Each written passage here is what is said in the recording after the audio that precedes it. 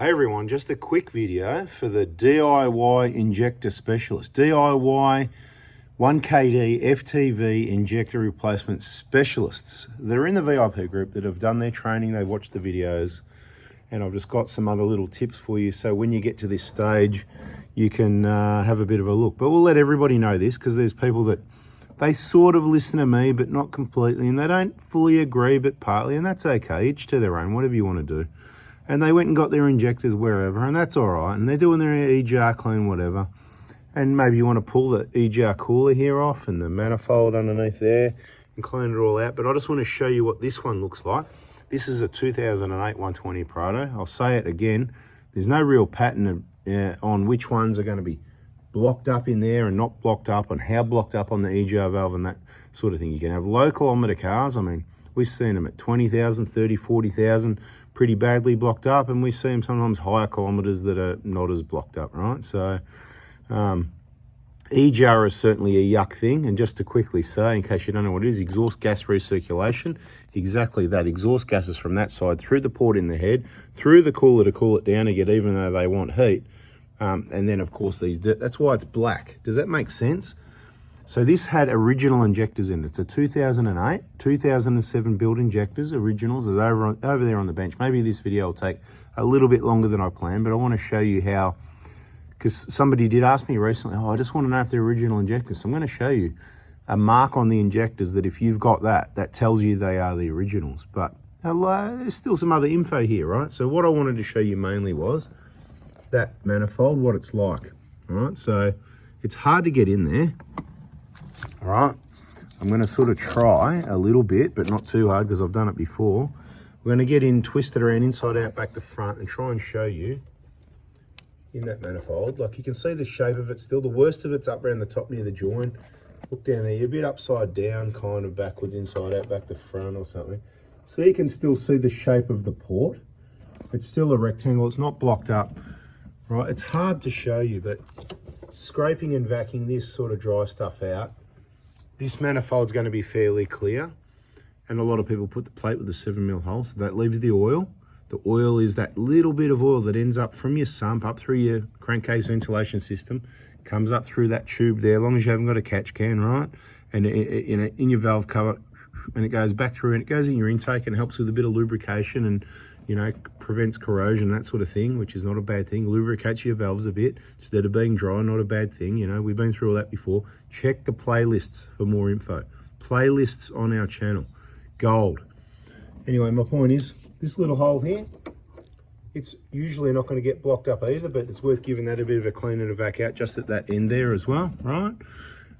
If you've ever had a cracked piston, you certainly need to wash this out because it'll have oil through it and then the soot will stick to it. The oil is the glue. Okay, so the other thing I want to do is just say that manifold doesn't need cleaning. It might look good and shiny when you're done. It's going to make zero difference in performance because it's not clogged up. It's not changing how it breathes.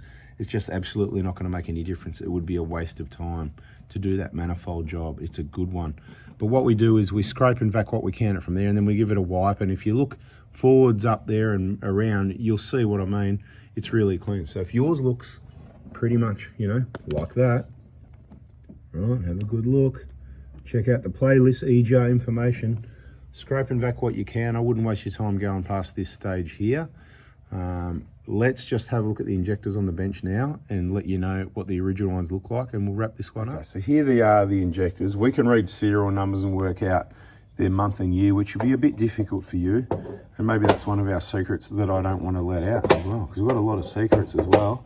And if you read deep enough in the VIP group, you might learn a lot of our secrets. But what I want to show you is if you've got an old 120 Prado and you pull your injectors out, and you think, oh, you think they're original, but you don't know, and you just want to know that you didn't do your dough and spend $3 grand on an injector kit, and then find out that, oh, these have been replaced. When you've got, I've said it before in another video, see that mark there, that round white mark? Bit hard to see. Would you like me to get a rag and wipe it off? I can do that if you like. See, they've all got that mark. It's because they're the original injectors. I'll give it a wipe. All right, things are really getting crazy here, I've got to tell you.